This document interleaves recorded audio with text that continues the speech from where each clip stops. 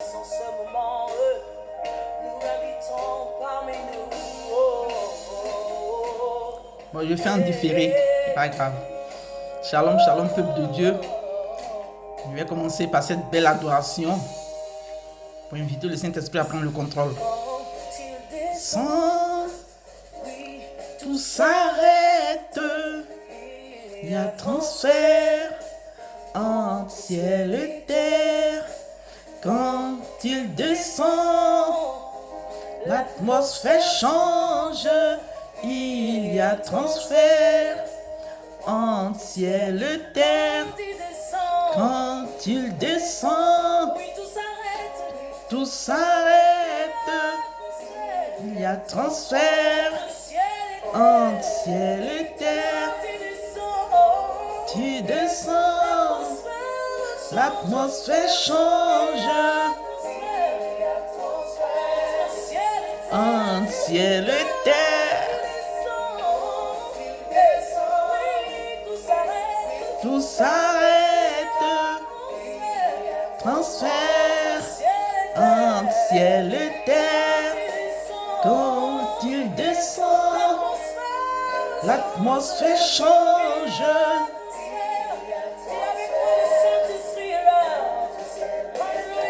Le Saint-Esprit est là. Le Saint-Esprit est là. Le Saint-Esprit est là. Le Saint-Esprit est là. Le Saint-Esprit est là. Le Saint-Esprit est là.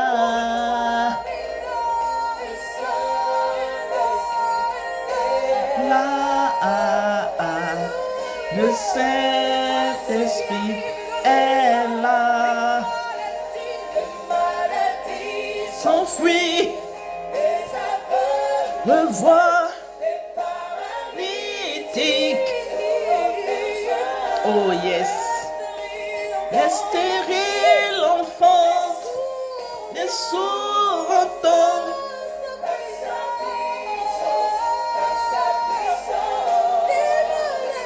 Les maladies s'enfuient, que voient.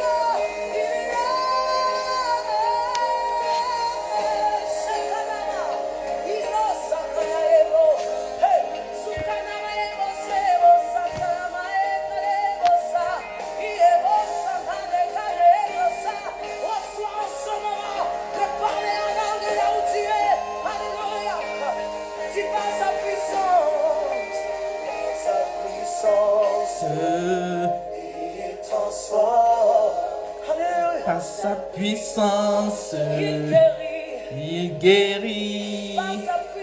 Par sa puissance,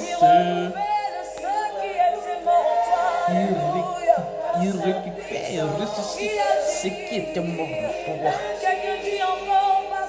Par sa puissance, par sa puissance, il guérit les malades, il ressuscite les morts. Belle, par sa puissance, il agit. Il n'a point changé de don de variation. Maladie s'enfuit. De voix, de joie. qu'est-ce qu'il ne peut pas faire? Les sourds entendent.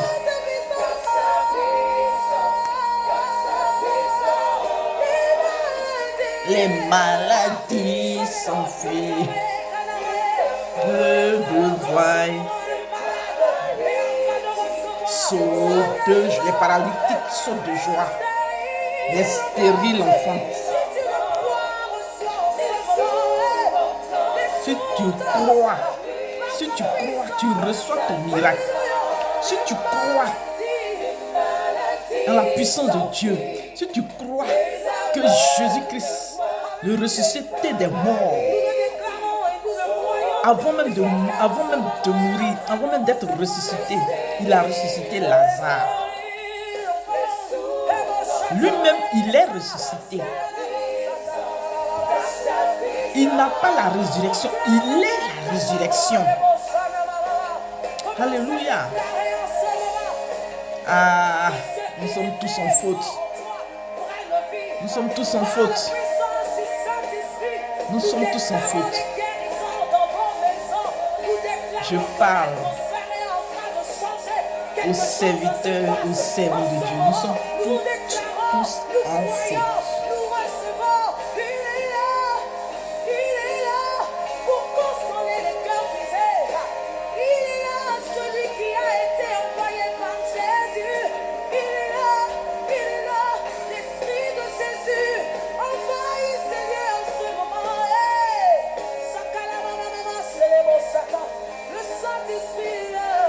Le Saint-Esprit est là.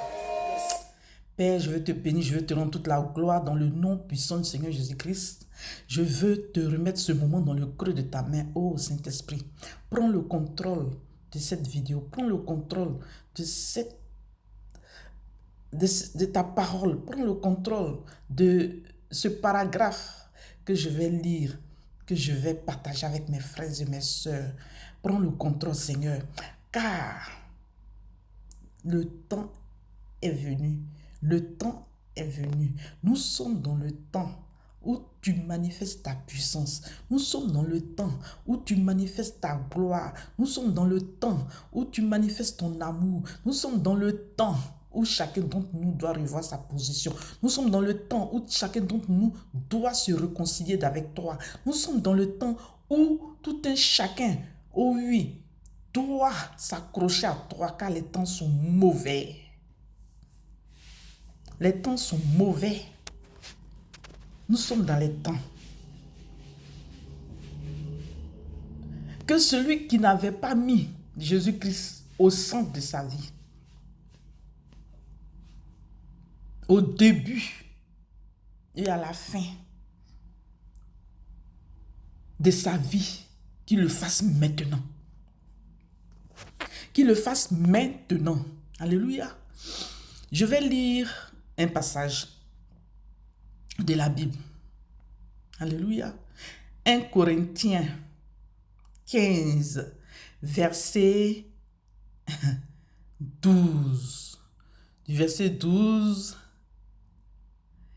jusqu'au verset 19. Même plus. Alléluia. Or, si l'on prêche que Christ est ressuscité, comment quelques-uns parmi vous peuvent-ils dire qu'il n'y a pas de résurrection des morts? S'il n'y a pas de résurrection des morts, Christ non plus n'est pas ressuscité. Et si Christ n'est pas ressuscité, alors notre prédication est vide et votre foi aussi. Il se trouve même que nous sommes de faux témoins vis-à-vis de Dieu, puisque nous avons témoigné contre Dieu qu'il a ressuscité Christ. Ah, remettons-nous en cause, repentons-nous sincèrement. Repentons-nous sincèrement. Repentons-nous sincèrement. Je reprends. Or, c'est dans 1 Corinthiens 15, le verset, je commence à partir du verset 12.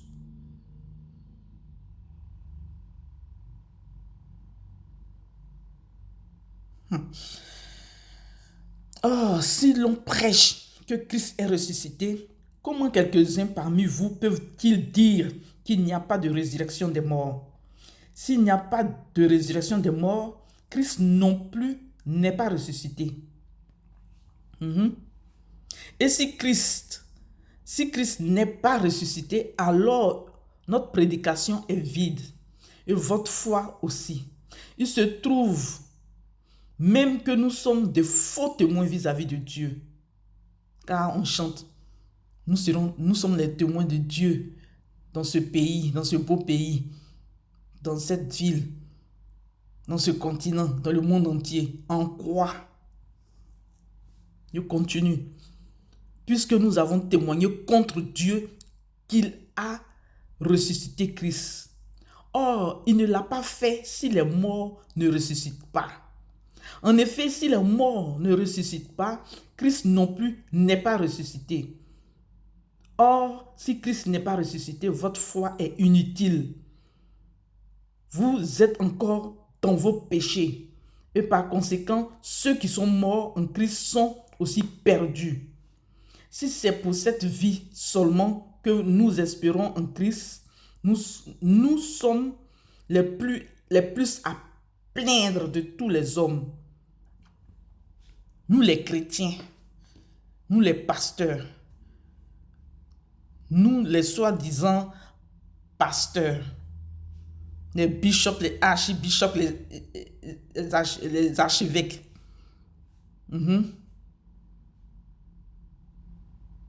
Or, si Christ n'est pas ressuscité, votre foi est inutile. Vous êtes aussi perdus. Vous êtes encore dans vos péchés, pardon. Et par conséquent, ceux qui sont morts en Christ sont aussi perdus. Si c'est pour cette vie seulement que nous espérons en Christ, nous sommes les plus à plaindre de tous les hommes. Amen. Alléluia. Mais en réalité, Christ est ressuscité, précédant ainsi ceux qui sont morts. En effet, puisque la mort est venue à travers un homme, c'est aussi à travers un homme qu'est venue la résurrection des morts. Et comme tous meurent en Adam, de même aussi tous revivront en Christ. Mais chacun a son propre rang. Christ en premier, puis ceux qui appartiennent à Christ lors de son retour. Ensuite viendra la fin, quand il remettra le royaume à celui qui est Dieu et Père, après avoir anéanti toute domination, toute autorité et toute puissance. Amen, amen, amen, amen. Amen. Oh. Voilà, c'est la parole qui le dit. L'apôtre Paul qui persécutait l'église de Dieu, à qui Dieu s'est révélé quand il partait à Damas, persécuter les chrétiens. Dieu l'a aveuglé sur la route. Pendant 3 jours, il ne voyait pas. Et on lui a dit d'aller chez le prophète. Et le prophète avait un message pour lui. Et c'est là-bas le prophète a prié pour lui. Et il a recouvert la vue. C'est ce Paul-là qui a persécuté l'église de Dieu, qui prêche avec puissance, qui prêche sans retenue, qui prêche la véracité de la résurrection de Christ, qui prêche la puissance de la résurrection. Nous les chrétiens de maintenant. Moi-même, je me mets dedans. Je me remets en cause aussi. Parce que nous avons douté à la mort de cet enfant. Nous avons bafouillé le corps de Christ. Nous l'avons bafoué. Je me remets en cause. Mais que chacun revoie sa position. Sinon, nous ne sommes pas les témoins de Christ. Nous ne sommes pas les témoins de Christ. Ce qu'il a fait dans les temps passés, il le fait encore. Ce qu'il a fait dans les temps passés, il le fait encore avec avec Dieu, rien n'est impossible. Mais en qui nous croyons? On dit qu'on est chrétien. En qui nous croyons? En qui nous avons mis notre confiance?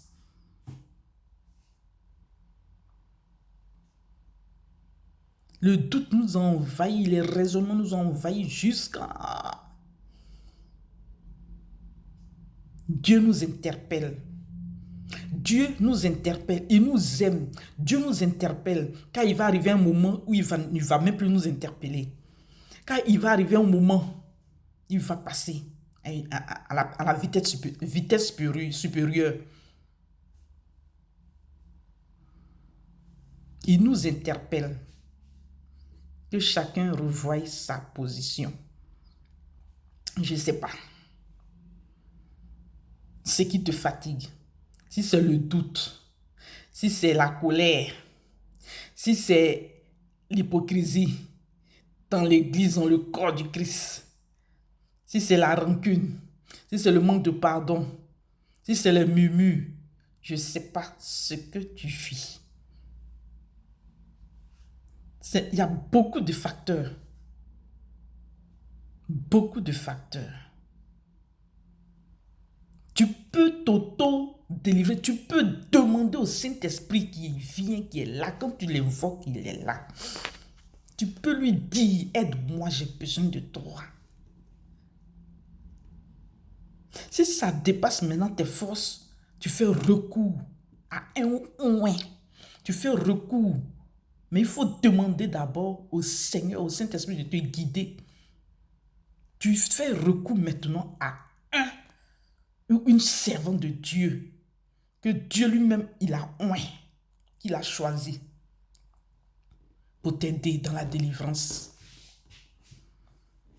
Sinon, les temps sont mauvais. Où avons-nous mis Christ? Où avons-nous mis Jésus-Christ?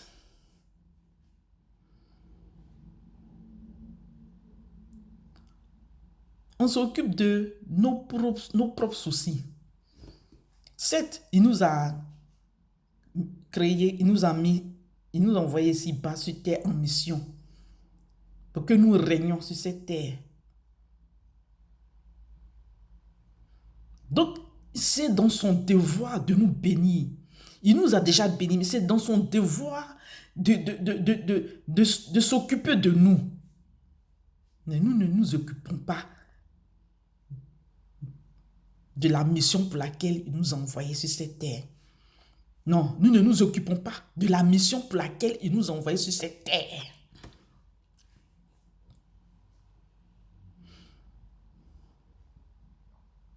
Revoyons notre position.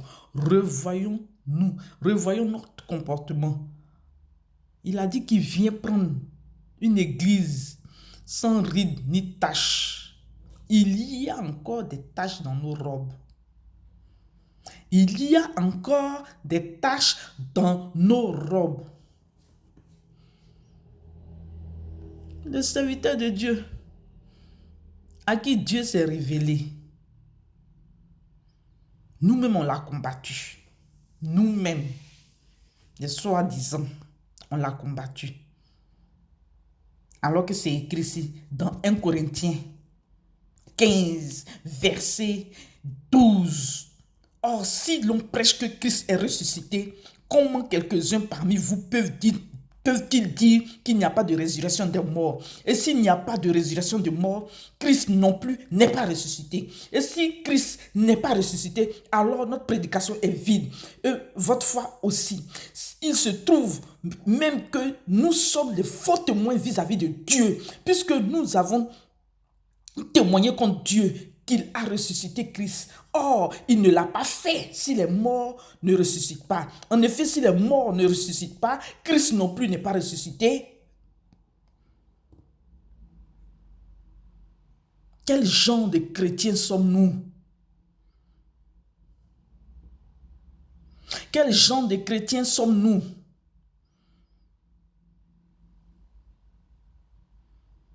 Remettons-nous en cause. Rien n'était possible à Dieu. Invoquons ce Dieu-là. Que chacun d'entre nous se repente sincèrement et invoquons-le. Car rien n'est impossible à Dieu. C'est en parabole que je dis. Rien n'est impossible à Dieu.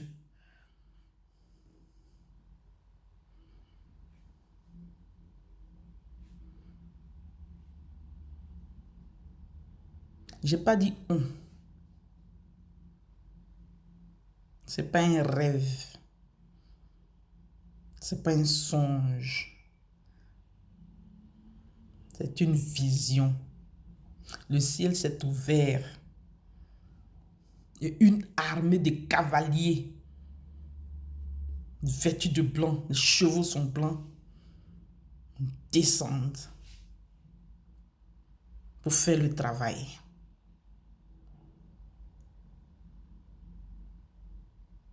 Quand Dieu a dit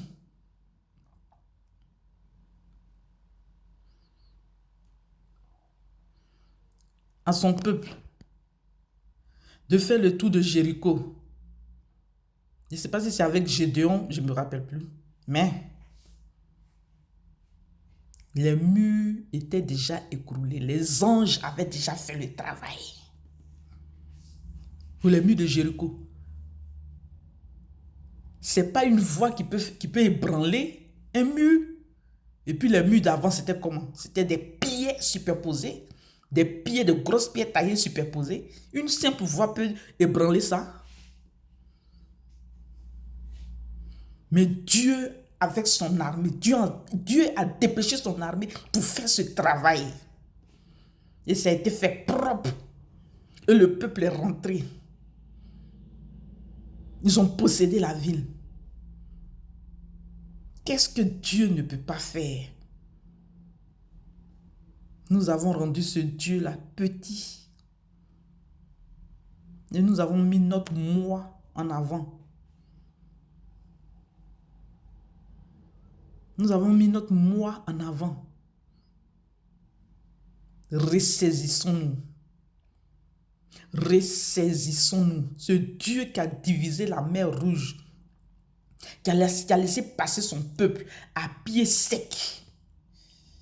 Et dès que le dernier a franchi la rive, il a englouti l'armée de Pharaon. Qu'est-ce qu'il ne peut pas faire? Mais nous sommes remplis de doutes. Là où il y a le doute, il n'y a pas la présence de Dieu. Là où il y a les murmures, il n'y a pas la présence de Dieu. Là où il y a les colères, il n'y a pas la présence de Dieu. Je suis désolé. Là où il y a l'hypocrisie, il n'y a pas la présence de Dieu.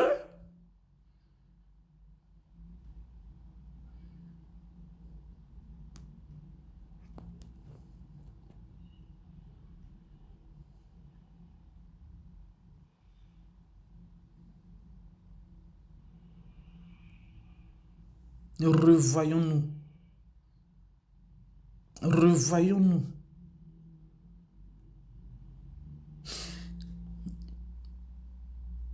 J'étais au Ghana, 2009-2010, quand j'ai fait ma traversée du désert, 11 mois, pour un mois. Je suis resté 11 mois en Côte d'Ivoire.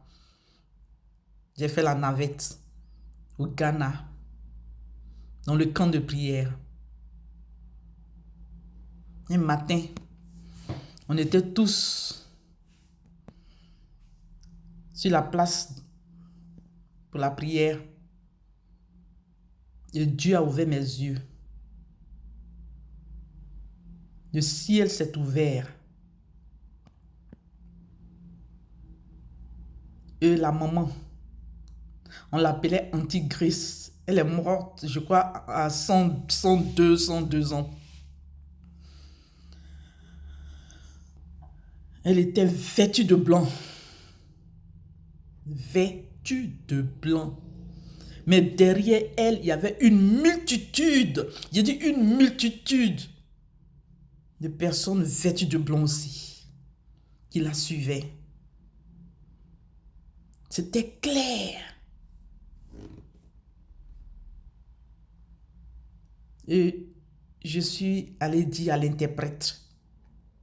Et puis il a dit, le soir, on va aller chez Antigré, chez la maman. Et puis tu vas expliquer ce que tu as vu. Le soir, nous sommes partis. Elle nous a bien reçus. J'ai expliqué en français, lui l'a traduit. Il m'a donné le retour, la réponse. Il a dit, c'est Dieu qui m'a ouvert les yeux. Puisqu'il y avait tellement de rumeurs sur son ministère que beaucoup disaient qu'elle a fait des sacrifices humains pour servir Dieu, pour être au niveau où elle était arrivée. Alléluia. Cette femme, elle avait un grand cœur. Quand on cherchait les pasteurs en Côte d'Ivoire, les pasteurs fuyards, c'est dans ce camp de prière là, ils sont allés se réfugier. Au lieu d'affronter le Goliath, beaucoup ont protégé leur peau. Quel genre de Dieu vous priez?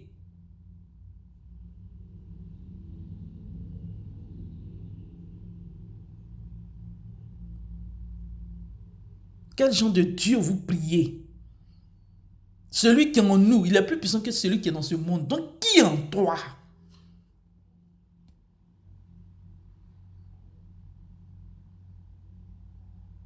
La reine Esther a dit, je vais vers le roi. Son 3e jour de jeûne. Si je dois mourir, je mourrai. Mais c'est pour mon peuple. Elle a osé. Elle est partie.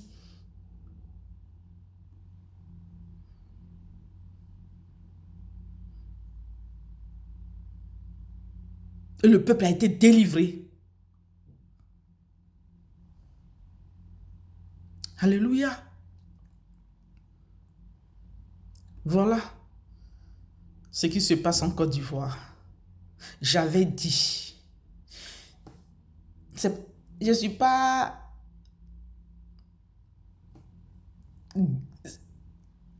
Je ne sais pas comment vous dire ça. Je n'ai pas une renommée. Je ne fais pas les croisades. Je ne fais rien. Mais je suis dans mon coin. Ce que le Saint-Esprit me met à cœur, c'est ce que je vous transmets. Je vous avais dit. Et souvent même, je poste des petites phrases en parabole. Ce soir, c'est ce soir.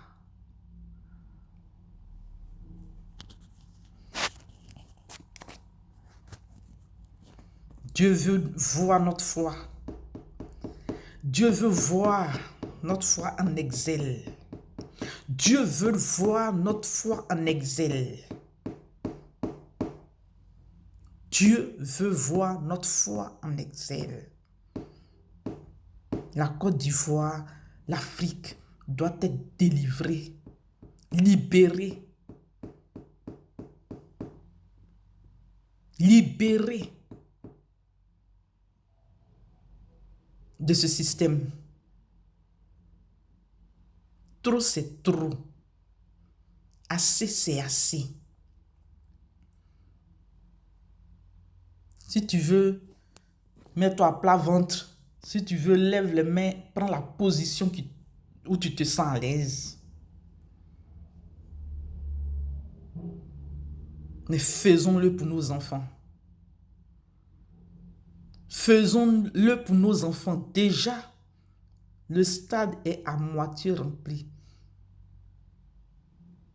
Ils ne savent même plus à qui se référer. Et leur référence, c'est le papa d'eux. Donc, voyez, les âmes ont été déjà capturées. Les âmes ont été déjà capturées. C'est à nous maintenant de prendre autorité. Car Dieu, Christ nous a donné, Jésus-Christ de Nazareth, il nous a donné le pouvoir, l'autorité de marcher sur la puissance de l'ennemi. Rien ne pourra nous nuire. Sur la base de sa parole, nous prenons autorité. Et nous proclamons, nous décrétons, nous déclarons que tout s'arrête. Nous décrétons, nous déclarons que rien ne prendra effet, car le sang de Jésus couvre toute âme en Côte d'Ivoire. Le sang de Jésus couvre les cieux de la Côte d'Ivoire. Quelles que soient les incantations, quelles que soient les imprécations, quelles que soient les libations, quelle que soit toute cérémonie qui est en train d'être faite, qui sera faite. Oh oui, je dis, je proclame, je décrète et je déclare dans les cieux, sur la terre, sous la terre, dans les profondeurs, que le sang de Jésus se met en action maintenant. Le sang de Jésus se met en action en cet instant précis. Depuis que cette histoire a commencé, le sang de Jésus se met en action. Que les chaînes soient brisées, que les armes enchaînées, les armes enfermées soient libérées en cet instant au nom de Yeshua Mashiach. Que les âmes innocentes qui ont été enfermées soient libérées par la puissance de Dieu au nom de Yeshua Mashiach. Seigneur, je remets ce moment dans le creux de ta main. Je te dis merci, Saint-Esprit. Merci pour ce moment. Merci parce que quand tu commences, tu termines. Tu ne laisses pas à moitié ton œuvre. Que ton nom soit magnifié, que ton nom soit glorifié, Père. Dans le nom de Jésus-Christ de Nazareth. J'ai prié. Amen, amen et amen. Bon après-midi. On demeure en union de prière. Dans le nom de Jésus. Je vous salue.